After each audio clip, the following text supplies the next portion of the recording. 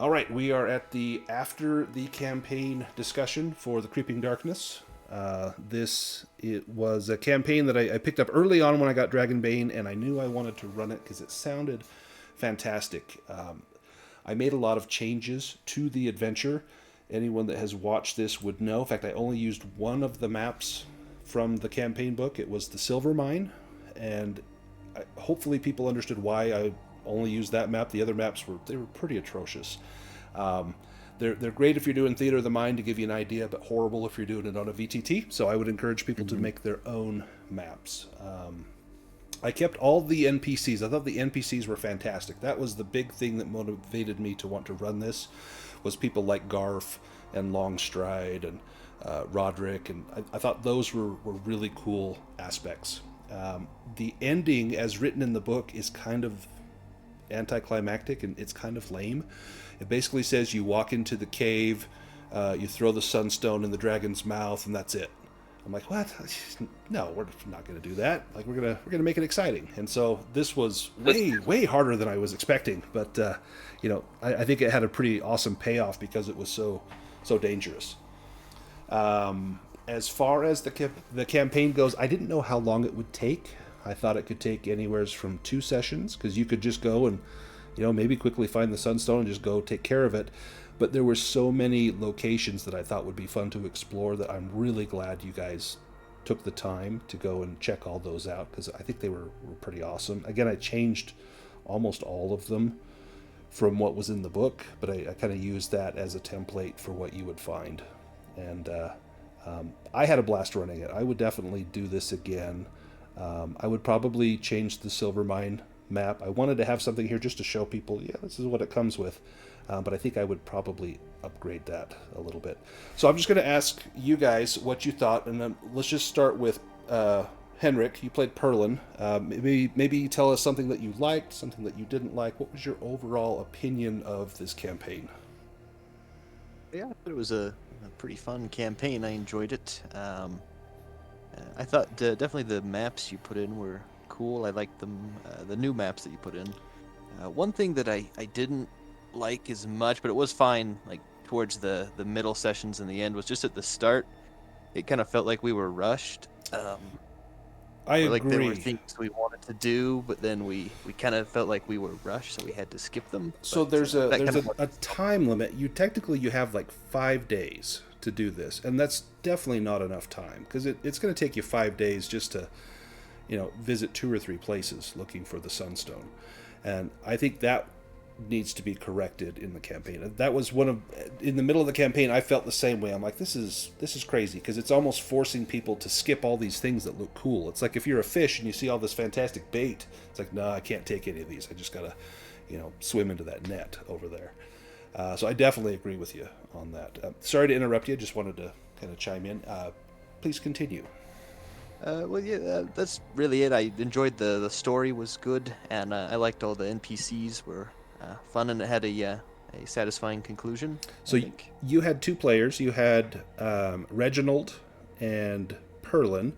Reginald, of course, met his demise in the ant tunnels. Which did you enjoy playing more? Definitely Perlin. Reginald was fun, but he kind of didn't have a ton to do especially when combat started. Yeah, he had 6 hit points. Yeah, and he had a sling, but a low sling score. Right. Let's go to Jason. You played Brightwing, and Brightwing made it all the way through, start to finish. In fact, 3 of the 5 of you had players from start to finish. Jason, what did you think of the campaign? This is my second Dragonbane campaign. I did a 1-shot, but I really liked it. I liked the extra effort you went through to create the maps and the artwork. I think that really added to it. Like seeing the NPCs that we were actually talking to. Yeah, there's also no artwork in the adventure. It's all just text and. Yeah, I figured. It seemed like you created most of it. One of the things and this may be I don't understand Dragonbane rules properly, but there were occasions where and this is more like a procedural nitpick, I guess. Mm-hmm. I don't know, maybe it's wrong, but there were occasions where like an enemy was far enough away from us that they would move once and then they would do their monster attack, and then when they couldn't hit us, they'd move again, and it seemed like they were getting like a bonus move or something there, because they were deciding to double move after they knew their attack wouldn't hit. So I think, like, to me, it would make more sense that if they're trying to do a monster attack, they just miss if they're far away. It is definitely a Um, procedural thing. It would probably be better if I was able to set it up so the monster attacks were either hidden, or if I planned far enough ahead to know that he can't move into range. He's just gonna use his action to move twice. But yeah, I agree that did happen a couple of times, and it was kind of unfortunate. It's sort of anticlimactic. um, Other than that, I can't think of anything else like that. I like a critique I could give you. It's just more Yeah. like we just had Would it seemed like we would get in a string of bad rolls every night. That's not you. That's just our luck. That's because you're playing with Reese. That just comes with the territory. Would you recommend this campaign to people that play Dragonbane? Yeah, definitely, and especially it sounds like you made a lot of changes that made it easier to like engage with everything in the campaign. Whereas because uh, we just said, like the beginning felt kind of rushed, where we were like, oh, Mm-hmm. we're on a timer, we got to skip everything, and then once we knew that the timer is just there's just going to be more enemies, we're like, okay, well, we can deal with that and we can explore. Yep. So that was good. Yeah, I think anyone wanting to run this, definitely be mindful of that and avoid putting that pressure on too early, because it's confusing, because you do feel like, well, I want to go see all these things. Like, I have a map with cool locations, but I need to go do this. I need to work. How about let's go to Luke? You had Sir Aurelius from start to finish. What was your feel on the campaign? What did you like? What did you not like? Yeah, I'm always really bad at these because I have a million ideas when we're playing, but as soon as I'm asked, I forget immediately. But a few things come to mind. I really liked, and I know that a lot of this was on your end. I really liked the enemies, and just like each encounter was like just enough to where it was like, oh man, are we gonna get through this? But at the same time, it was like you didn't just come in and curb stop it. It sounds like that fight at the end would have been really anticlimactic Yeah, with the you show Arcray. up, you make a roll. Oh, hey, you did it. Dragon's dead. It's like, really? We've been doing this for how many weeks, and that was it. And like I mean, I added the trolls here and there, and then I thought it would be so. What happens in the book, and spoiler for anyone that's watching this, is when you first pick up the sunstone and it shines like a bright light, that lets everyone in the wildwood know, hey, they've got the stone. Let's go to the cave. And then when you get there, you meet all the other people, and they're like, all right, let's go fight the dragon. But then you just throw the stone in its mouth, and like that's it. And so it's just, I don't know, not how I like to play. It does say, you can kind of, after they beat the dragon, but it doesn't really give anything there. And it's the climax of the campaign, for crying out loud. You got to have a little more there. Right. Yeah, no, your version of that was so much better with them showing up right when we're like, oh no, these trolls, Yeah, there's it's no like we just way. fought a And bunch of trolls, and now there's five of them. yeah, that was such a heroic moment. I think maybe one of the highest points. I really loved that. Yeah, I definitely Yeah. love having a moment in a game where something like that happens. Like, it's a payoff. I mean, you've treated with all these people, and like you could have burned down the hunting lodge with the little Wolverine, because she was kind of a dick to everybody, But you didn't. You helped them, and then she came to help you. And same thing, like you befriended Longstride, and you befriended the fairies, and same with Roderick, and you helped Garf, and so all these people came to help you out. And had you not done that, you may have been on your own to fight those trolls. Yeah, yeah, you put it perfect. It was just such a good payoff. Yep. Let's go to Reese. You had Illyriana to start with, and then Elia Grace at the end. What was your feel on the campaign? What did you like? What did you not like? Um, so, because of a number of modifications that were made, I think that what we see is the campaign has a very good framework Absolutely. and it's got a good story. I think that we've already talked about the aspects that need attention namely the overemphasis of time at the beginning. Mm-hmm. You know, if you run this and you only have 5 days or whatever to get it done, then you've got 8 locations too many. You know, Absolutely. it just doesn't make any sense to have all this if by exploring it you lose. Yep. See,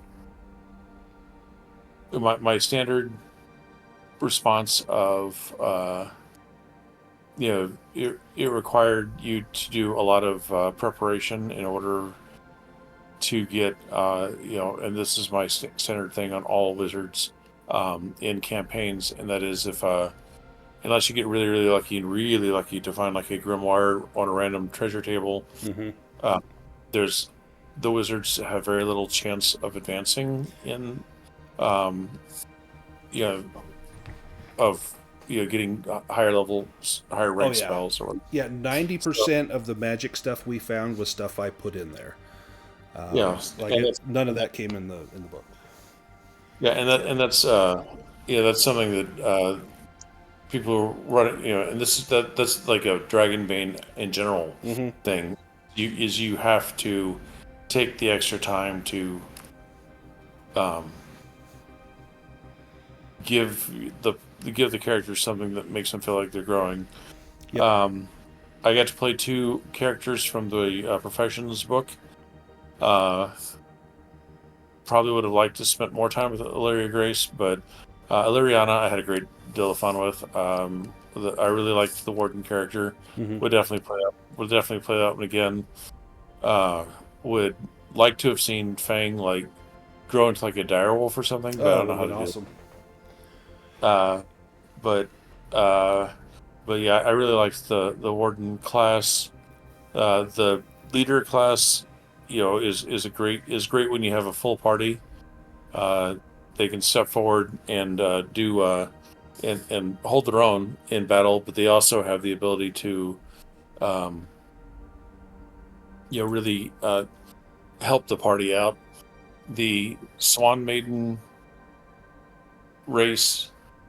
I mean, I never used the shapeshifting ability, but she only played like a session and a half, so Right. maybe that would have come into play more often early on, especially if we were doing scouting or whatever. But all in all, I really enjoy the game.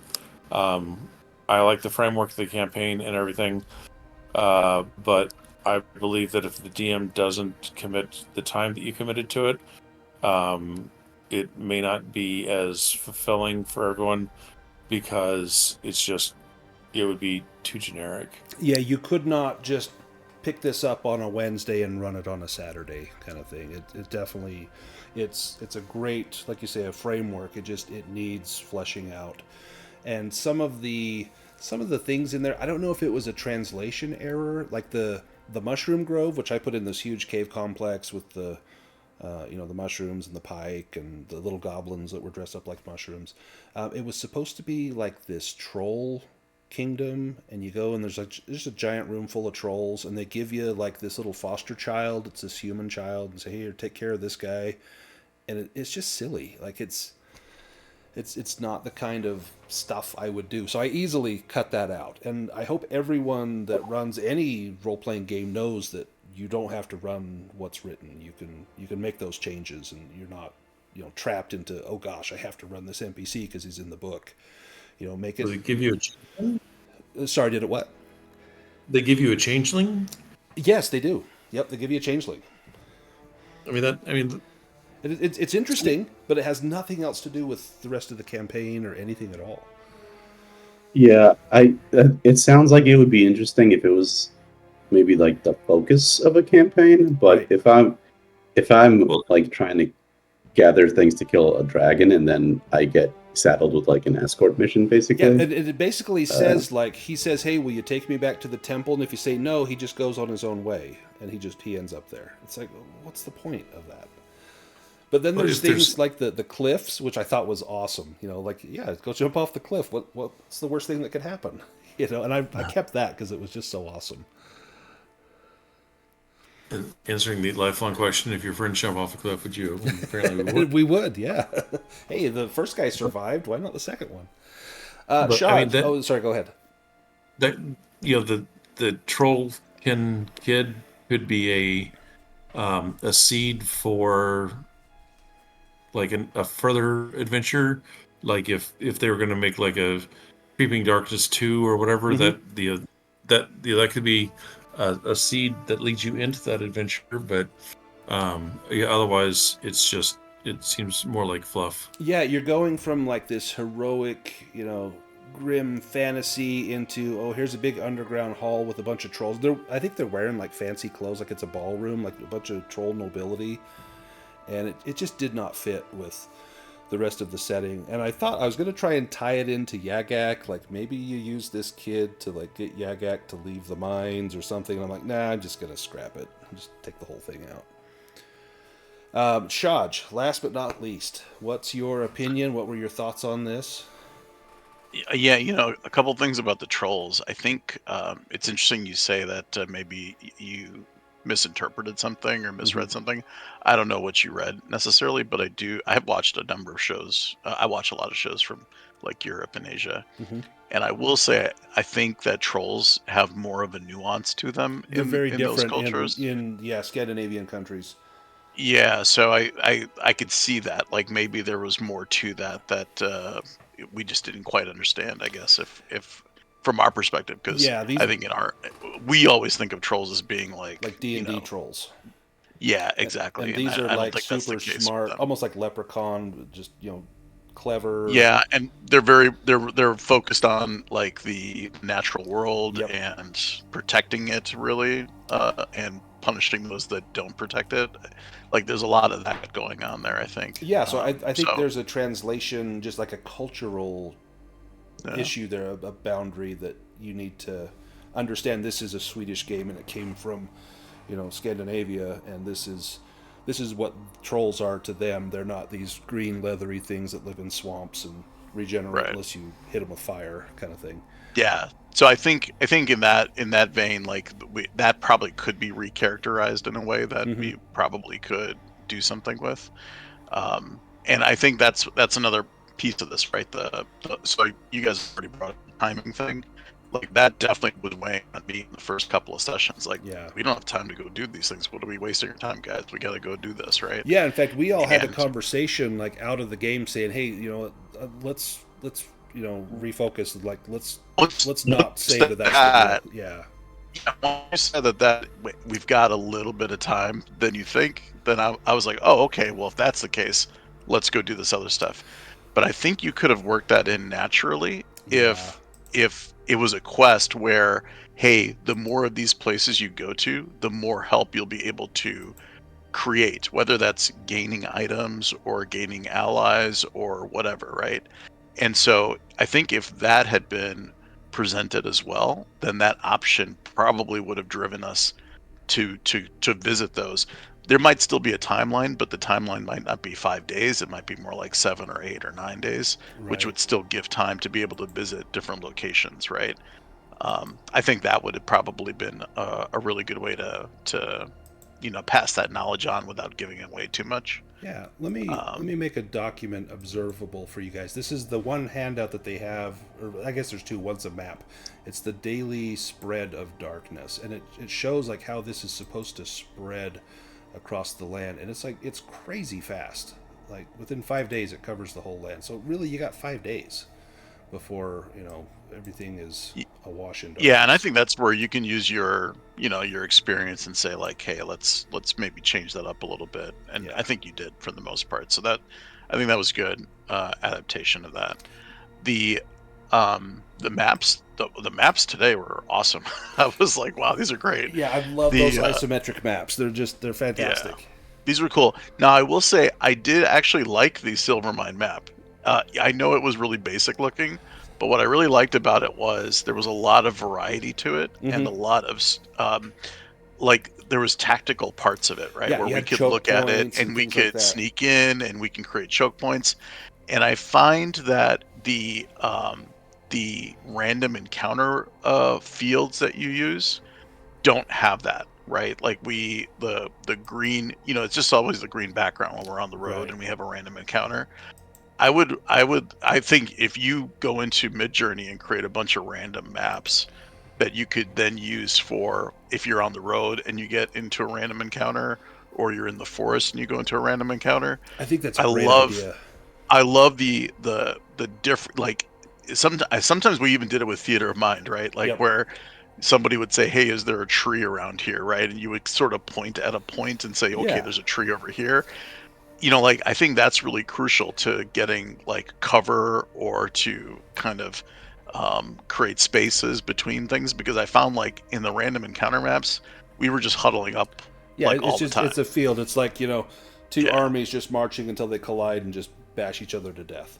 Versus Yeah, like and tonight we had, the isometric maps and like, oh, can I hide behind this column? I'm like, yeah, they can't see you from there because I can see where the light shines and you can tell, if they can see you. I think that makes the fighting a lot more interesting when you Yeah. have like choices that you can make like that. So that would be really cool. And these maps today were awesome. So I know I that think that's I'm gonna do that. I'm gonna make just some kind of generic like forest, city, cave sort of maps. I think it's a fantastic idea. So if anyone gets nothing from this whole campaign, that's the gem right there. Is just for Dragonbane or RPGs in general. Don't just rely on because the one, it's called like a field and a flagstone. So it's like, oh, it's just yeah. dungeon floor. There's nothing there. So yeah, And then 100%. I think the only other thing I could think of was, we go through this whole process of collecting all this money and stuff like that, but it would be nice if there were more opportunities to use it along the way. Yeah, Like there's no one instead in of the having to Wildwood you can backtrack. spend money with. Exactly. Like if there was at least some kind of merchant we run into, or some place where we were able to pick up something. I mean, we made it.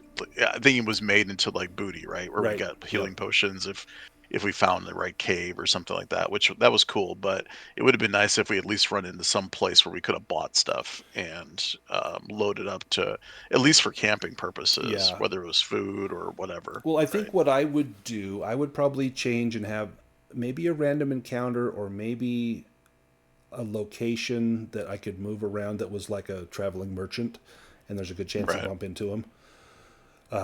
There's that in like the Dragon Emperor campaign for Dragonbane. I think it's Theobald is his name, just little halfling on a cart, and he sells stuff and buys stuff, and it's a good way to offload loot in exchange for money, and vice versa. Get your stuff fixed, because we had to track all the way back to Nordrose to get a bow fixed, which then broke on the very next roll. And it's like, oh, what are we doing? So, Hey, yeah, what was the deal with the dwarves in the silver mine? oh, so there's really not much that it says about them. It just says that these dwarves were captured several years ago and they've just been working there. I'm like, well, I got to give them some sort of flavor. So I'm like, I'm going to make them just like a bunch of like just assholes. Like they've been living with goblins and orcs, and it's just made them like really mean and kind of spiteful. And I did the same thing with Longstride. Like I gave him personality that's not in the adventure, and he was probably, well, him and the little Wolverine were probably my favorite NPCs, even though we interacted the most with Garf. And Garf was kind of cool, but he was pretty one, like, kind of single focus. He just wanted to go to the silver mines, and it was great to lure you guys there. Sure. No, it's funny you say that, because I thought the same thing about Garf, Yeah. but that's actually why I created my other Yeah, you backup had character. Tarf. Yeah, Tarf's Yeah, brother, or Garf's brother his Tarf. brother, because I wanted to give Garf really more backstory. Yep. Awesome. Would you recommend the campaign? Any last words? Oh yeah, absolutely. And I have full faith that you're gonna make a couple of tweaks here and there and make it Oh even yeah. better. Oh yeah. I mean, just I'm gonna. the changes you already made to it, like without knowing that you had done that.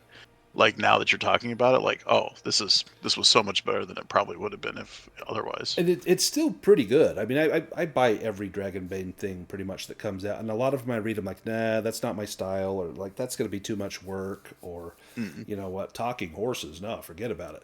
But then 2 weeks later, I'm like, talking horses, let's do it. This is great. But this is one that was just like right in my wheelhouse. This is like old school gaming. It's a fetch quest, but there's cool locations, and I made it kind of more the style of gaming that I like to do. And like I mentioned, those trolls and the changeling, that might be somebody's style. And by all means, run with that, because if that's what you like, it's here if you want it. But it doesn't mean you have to do that. You can do whatever you want with these. And what made the game the best for me was the players. It's always the players that the way you interact with the stuff I present to you, or the little twists here and there that you guys come up with. That's what makes it most memorable for me. And it's always how good are the players is how good the game tends to go. And you guys were all fantastic. You always brought your A game.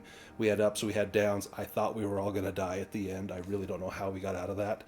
But I somehow... thought for sure I was gone. I was Yeah. like, okay, I think at least 3 of you guys will make it, but I'm definitely not. Yeah, you were on like 2 death fails, and Perlin had 2 death fails, and Elia had 2 death fails. Like, it was grim. So yeah, any last words before I sign off? Anyone?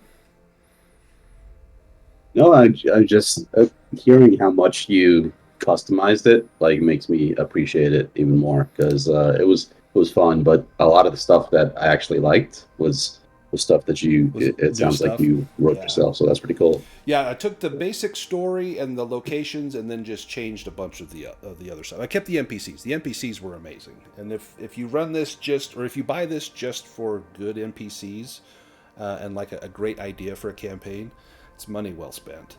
And this company, I don't know how to pronounce it, Dundurdagar, I think is how it's pronounced. Like, they've put out really good stuff, and they've got a Kickstarter now for an adventure campaign. I think it's a campaign that looks really good. It's the God Wolf one. I've already backed it. I'm gonna run it. So yeah, their stuff is definitely worth looking at. And that Kickstarter just ended a couple days ago, because I also backed that. But yeah, I'm looking forward to that. But yeah, I it's just gonna want be to cool. thanks for running all of this and putting the time in to make it enjoyable. But I'm gonna bail. So You thanks. got it. Yeah, it's like almost morning where you are. So thanks, Reese. I'll see you tomorrow for another Dragonbane campaign. And everyone else, I will see Henrik, and I will see Luke tomorrow as well. But Shaj and Jason, I don't have you in another game. I hope I can get you in a game again soon. You guys were like highly recommended. I would play with you guys anytime. There's